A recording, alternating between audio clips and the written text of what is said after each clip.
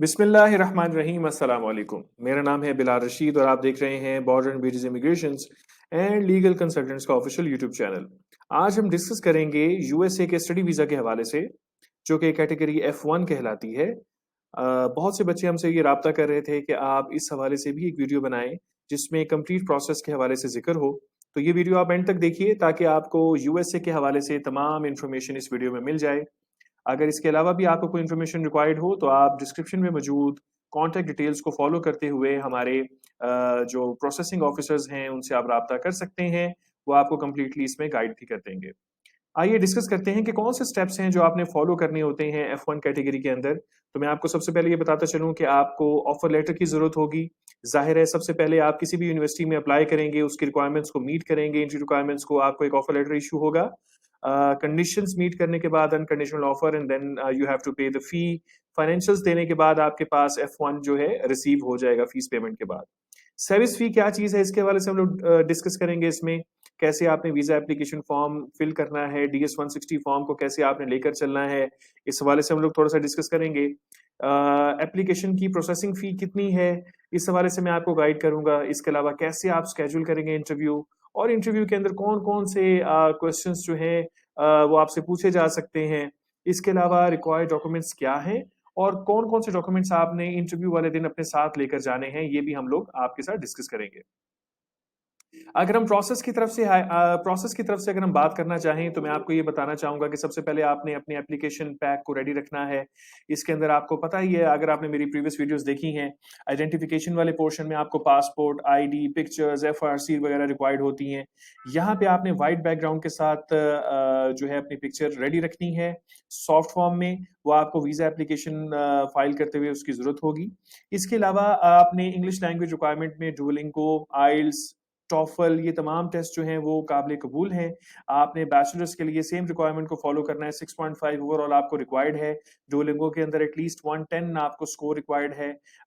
इसी तरह कोई भी आप टेस्ट जो है अटेम्प्ट करते हैं, उसकी इक्विवेलेंसी आपने देख लेनी है। अगर वो 6 बैंड्स तक है मिनिमम या 6.5 ओवरऑल तक, तो आपका एडमिशन ईजिली हो जाता है। उसके बाद आपने ऑफर को अप्लाई करना होता है और ऑफर को अप्लाई करने के बाद जैसे ही आपका ऑफर रिसीव होता है, आपने अपनी वीज़ा फ़ी सॉरी ट्यूशन फ़ी की तरफ जो है जाना होता है। आमतौर पे 3 तरह की यूनिवर्सिटीज़ होती हैं यूएसए में।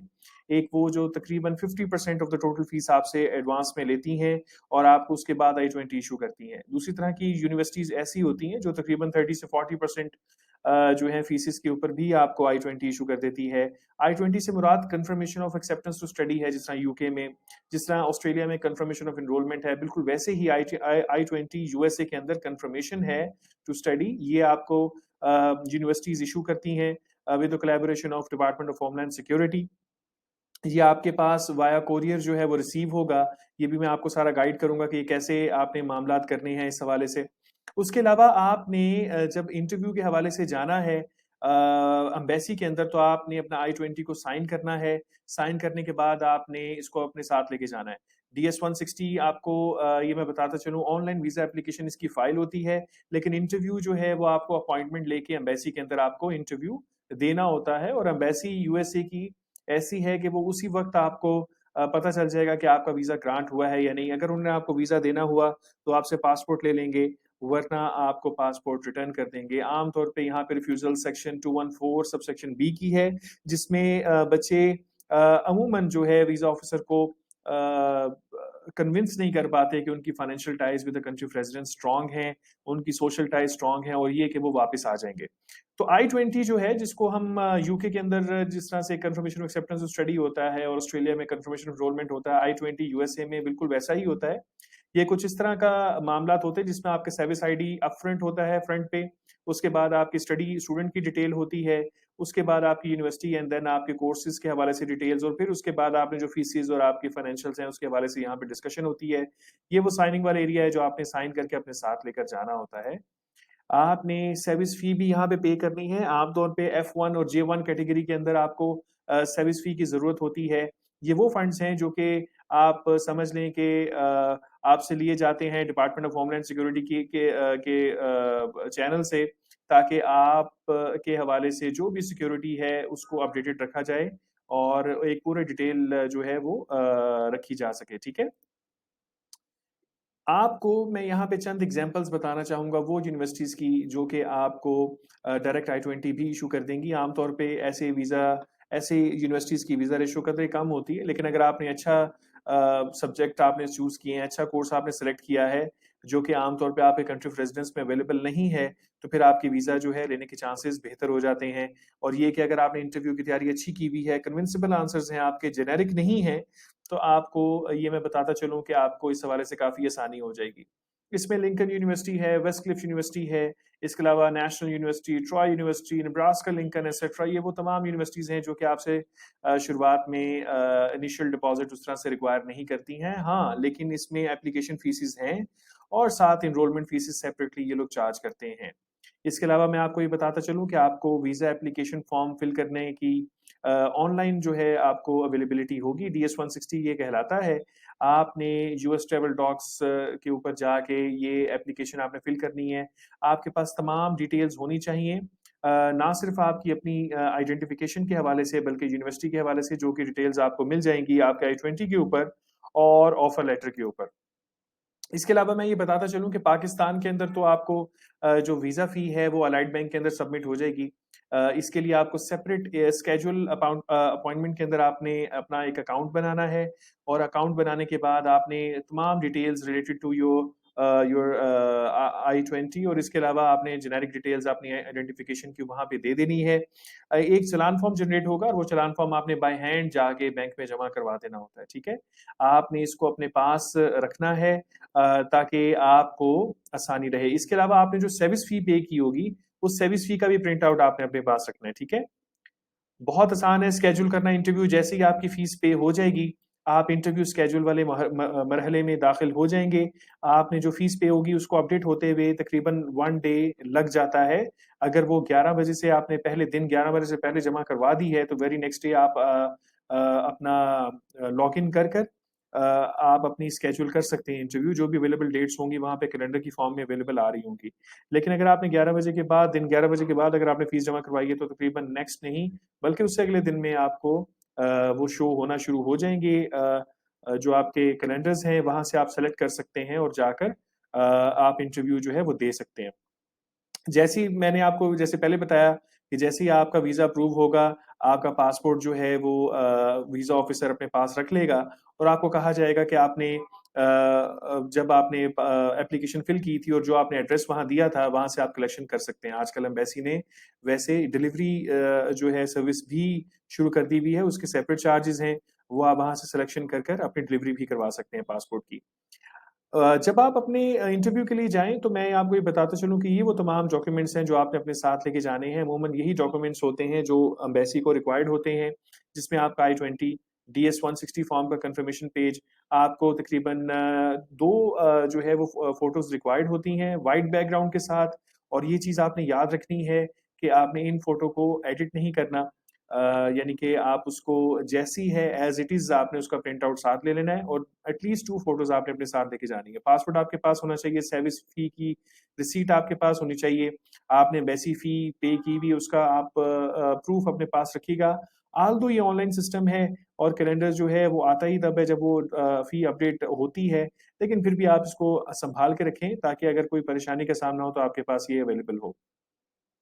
इंटरव्यू की अपॉइंटमेंट लेटर जो है वो सेपरेटली आपने अपने पास रखना है ताकि आप डेज़ के हवाले से जो है वो क्लियर रहें। उसके अलावा सपोर्टिंग फाइनेंशियल बैकग्राउंड आपने अपने साथ लेके जाना है, bank statement, source of income, उसके अलावा प्रॉपर्टीज़ एंड टैक्स रिटर्न्स आपके स्पॉन्सर की। इसके अलावा आपने एकेडमिक डॉक्यूमेंटेशन आपको रिक्वायर्ड है जिसमें आपकी मैट्रिक से ऑनवर्ड्स तमाम डिग्रीज़ एंड ट्रांसक्रिप्ट्स आपने अपने साथ लेके जानी है, सर्टिफिकेशंस अपने साथ लेके जानी है। और अगर आपका गैप है और आप कहीं पे जॉब कर रहे हैं तो वो जॉब भी आप अपने वो उसका एम्प्लॉयमेंट कन्फर्मेशन लेटर भी आप अपने साथ लेकर इंटरव्यू वाले दिन जाएँगे, ठीक है? आपने ये तमाम डॉक्यूमेंट्स इसी तरतीब से जो है अपने पास रख लेने हैं और इसको सॉर्ट ऐसे करना है कि आपको जैसे ही वो डिमांड करे आपको पता हो कि ये डॉक्यूमेंट्स आपके कहाँ पे अवेलेबल हैं, ठीक है? वहाँ पे ढूँढना ना पड़े आपको। मेरी रिकमेंडेशन ये है कि आप इसको क्लिपिंग यूज़ करें, क्लिप्स के साथ इसको अपने पास रखें ताकि आप वीज़ा ऑफ़िसर को ऑन डिमांड प्रोड्यूस कर सकें। अच्छा जी, जैसे ही आप अपना इंटरव्यू वाले दिन आप जाएँगे और आप उनके सवालात के जवाबात देंगे, तो काउंसलर जो है या ऑफ़िसर जो है, वो ये डिटरमाइन करेगा कि आप क्वालिफ़ाइड हैं वीज़ा रिसीव करने के लिए या नहीं।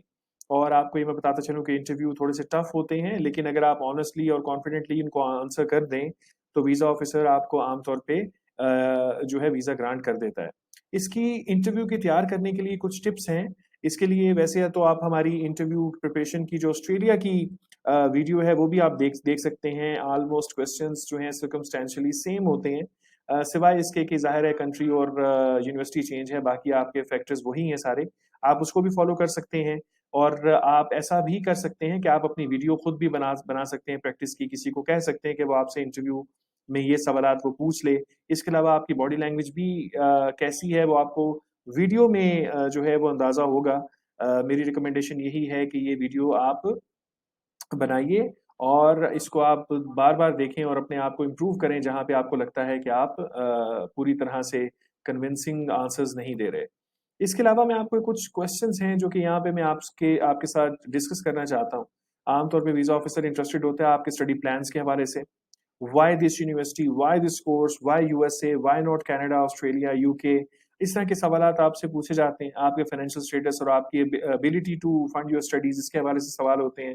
पोस्ट ग्रेजुएशन के बाद जो भी आपके प्लान्स हैं इस हवाले से वो डिस्कशन करता है। वो ये जानना चाहता है कि आप ये स्टडी क्यों करना चाह रहे हैं और यूएसए आपने क्यों सेलेक्ट किया है।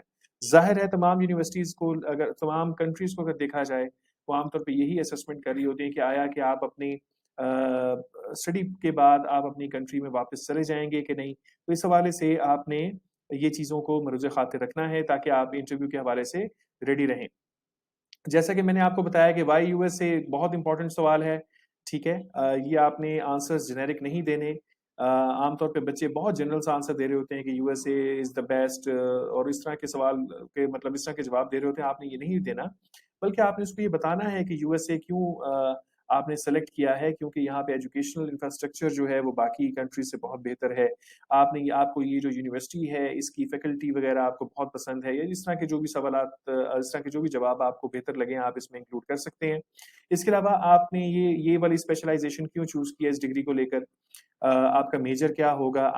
आपने जो है कहाँ पे अपनी स्कूलिंग कंप्लीट की है? आपका करंट एम्प्लॉयर कौन है? और आप वहाँ पे करते क्या हैं? आपकी जॉब डिस्क्रिप्शन क्या है? इसके अलावा आप जो है क्या प्लान है आपके एजुकेशन को लेकर? इसी तरह आप जो है अपनी रेज़िडेंस जहाँ पे आपकी है, उस कंट्री के अंदर आप अपनी एजुकेशन क्यों नहीं कंप्लीट कर रहे? आपने अभी तक भी वहाँ पे कंप्लीट की है ना? तो आप आगे क्यों यूएसए जाना चाह रहे हैं? इसी तरह आपका ये जो स्टडी प्रोग्राम है, इससे आपका पास्ट के साथ रेलेवेंसी बन रही है कि नहीं बन रही है? आपकी जॉब के साथ रेलेवेंसी बन रही है कि नहीं? और इसी तरह पे आपके फ्यूचर के साथ इसकी क्या रेलेवेंसी बन रही है और क्या प्रॉस्पेक्ट्स हैं? आपको वहाँ पे कंप्लीट करने के बाद क्या फ़ायदा होने वाला है?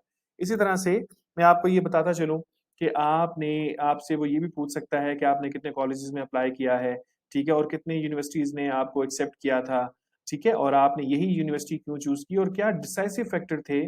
क्या वो फैक्टर थे जो आपको मजबूर किया जिन्होंने कि आप ये वाली यूनिवर्सिटी सेलेक्ट करें, ठीक है? और इसके अलावा आपको अपनी यूनिवर्सिटी की लोकेशन, उसकी सिटी के हवाले से कि और आपने उस स्टेट के हवाले से कि उसको पर्टिकुलरली क्यों आपने चूज़ किया है, इसके सवालात आपने इसके जवाब आपने बड़ी अच्छी तरह से तैयार कर लेने हैं। इसके अलावा आपके जो टेस्ट स्कोर्स हैं, जिसमें आईएलटीएस वगैरह होता है, आपको इसके स्कोर्स के हवाले से ज़ाहिर है क्लैरिटी होनी चाहिए। अगर आप जीआरई, जीमैट वगैरह दिया है, तो उसके हवाले से अव्वल बहुत सारे ऐसे कोर्सेज़ होते हैं यूनिवर्सिटीज़ के, जहाँ पे आपको जीआरई, जीमैट नहीं रिक्वायर्ड होता। आमतौर पे बच्चे सिर्फ़ आईएलटीएस लेकर वहाँ पे एडमिशन वगैरह ले सकते हैं और यूनिवर्सिटी आपको आई-20 इश्यू कर देती है, ठीक है? इसके अलावा मैं ये बताता चलूँ कि जो आपका डिफरेंट सवाल उसमें इंक्लूड हो सकते हैं, जैसे how will you manage your cultural and educational differences in the US? How good is your English IELTS score? Why do you want to pursue degree in the US? और आपने Canada और US से क्यों select नहीं किया? ये कुछ important questions हैं जो कि आपने ज़हन में रखने हैं अपनी वीज़ा एप्लीकेशन के इंटरव्यू के वक़्त। फाइनेंशियल्स के हवाले से आपसे आपसे जो सवालात हो सकते हैं उसमें आपकी मंथली इनकम, स्पॉन्सर की एनुअल इनकम, उसके अलावा आपका जो प्लान है कि कैसे आप अपनी स्टडी को जो है स्पॉन्सर करेंगे। इसके अलावा आपकी जो यूनिवर्सिटी है उसकी तकरीबन कितनी कॉस्ट है। इसके अलावा आप अपने एक्सपेंसेस को कैसे मीट करेंगे? आया आप वहाँ पे काम करेंगे या क्या मामलात हैं? हमेशा याद रखिए आप वीज़ा ऑफिसर को ऐसा कोई हिंट ना दें कि आप वहाँ पे जॉब के हवाले से इंटरेस्टेड हैं और आप अपना ज़्यादा टाइम जॉब में लगाएँगे और अपनी जो फीसेस हैं उसको आप वहाँ से निकालेंगे, ऐसा कोई भी आपने उसको तासुर नहीं देना। ठीक है? इसके अलावा आपने ये चीज़ ज़हन में रखनी है कि आप अपनी ये जो कॉस्ट है लिविंग कॉस्ट ये आप कैसे पूरी करेंगे? तो आम तौर पे बैंक स्टेटमेंट की जो कॉपी होती है वो इनफ एविडेंस होता है कि आपके पास फंड्स अवेलेबल हैं। बस आपने करना ये होता है कि ये सोर्स ऑफ फंड्स और सोर्स ऑफ इनकम जो है वो आपने साथ इंक्लूड कर देनी होती है। आम तौर पे यूनिवर्सिटीज़ जो हैं यूएसए के अंदर वो स्कॉलरशिप्स भी देती हैं और स्कॉलरशिप का एक सेपरेट लेटर इश्यू होता है, वो आपने अपने पास रख लेना है, ठीक है? और अगर टैक्स रिटर्न्स वो माँगे तो आप उसको फराहम कर सकते हैं। स्पॉन्सर की रिक्वायर्ड होती है, आमतौर पे स्टूडेंट्स की रिक्वायर नहीं होती, स्टूडेंट्स का कोई इस तरह से सोर्स ऑफ इनकम होता नहीं है। अ, आम तौर पे वो ये भी पूछता है कि आपके फ्रेंड्स एंड रिलेटिव्स वगैरह हैं यूएसए में आम तो देखिए अगर तो वो इमीडिएट ब्लड रिलेटिव हैं, तो आप ज़रूर डिक्लेयर करें वरना आप डिक्लेयर ना करें, ज़रूरत नहीं है उसकी क्योंकि आपकी टाइज़ यूएस के साथ ऐसे मज़बूत शो होती हैं। हालाँकि आपको with the country of residence अपनी टाइज़ जो है मज़बूत शो करनी होती है। पोस्ट ग्रेजुएशंस क्या प्लान है आपके? क्या करियर आपके माइंड में है? ज़ाहिर है जब आप एक कोर्स सेलेक्ट करते हैं, तो आपको पता होता है कि आपने मार्केटिंग के अंदर जाना है, आपने एचआर के अंदर जाना है, आपने वो प्लान उनको बताने और उनको ये बताना है आपने कि पाकिस्तान के अंदर इसकी आमदनी इतनी है, इसके प्रॉस्पेक्ट्स ये हैं, इसलिए मैं ये सेलेक्ट कर रहा हूँ। और इसके अलावा ग्रेजुएशन के प्लान्स और इस हवाले से वो पूछ सकता है कि अगर आपको यूएसए के अंदर कोई अच्छी अपॉर्चुनिटी मिले, तो क्या आप यूएसए में रुकेंगे? आपने इसका जवाब जो है नेगेशन में देना है, आपने इस तरह से नहीं करना है कि जनाब जी बिल्कुल मैं रुकना चाहूँगा। हालाँकि क्योंकि आप फ्रॉम द वेरी स्टार्ट आपकी यही कोशिश है और आपको लॉ भी यही पाबंद करता है सेक्शन 214 कि आप उनको ये बताएँ कि आपकी फाइनेंशियल टाइज़ पाकिस्तान के साथ मज़बूत है और ये कि आपने वापस आना है, ठीक है? अच्छा, ये मैं आपको बताता चलूँ कि ये तमाम कुछ चीज़ें थी जो कि आपको यूएसए की इस हवाले से आपको हेल्पफुल रहेंगी। मैं आपको ये बताता चलूँ कि यूएसए की एप्लीकेशंस के लिए आप हमारी company border and bureaus immigration legal consultants को आप हायर कर सकते हैं। क्योंकि हमारे जो स्टूडेंट्स हैं उनकी वीज़ा रेशो बहुत बेहतर है यूएसए के अंदर। हम लोग एक दफ़ा रिफ्यूज़ल भी अगर हो तो ऐसे बच्चों को भी हम ले लेते हैं और कोशिश करते हैं कि उनकी वीज़ा की विन हो सके। फेसबुक के ऊपर या हमारे यूट्यूब चैनल के ऊपर भी आपको कुछ ऐसी वीडियोज़ मिलेंगी जो कि ऑलमोस्ट 3 अटेम्प्ट्स तक भी बच्चों को वीज़ा ग्रांट हुआ है। इसके अलावा हमारी जो है बेनिफिट्स ये हैं कि हम लोग फास्ट प्रोसेसिंग करते हैं।